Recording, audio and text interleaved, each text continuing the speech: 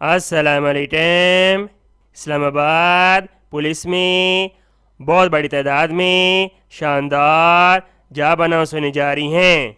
इन job पर मर्द और ख़वातीन दोनों अप्लाई कर सकते हैं। इंस्पेक्टर जनरल और पुलिस की जानब से एक लेटर जारी किया गया है।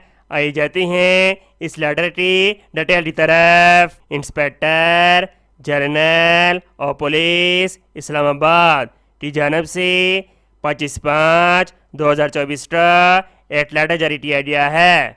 इस लेटर का सब्जेक्ट रिक्रूटमेंट इन Islamabad capital territory police. Islamabad police में भर्ती का आगाज। इस लेटर के अंदर इस्टेब्लिशमेंट डिवीजन की जानब से अवामुन्नास मुतला किया गया है कि 1136 इस्लामाबाद पुलिस में जॉब अनाउंस होने जा रही हैं मुख्तलिफ शोबों के अंदर।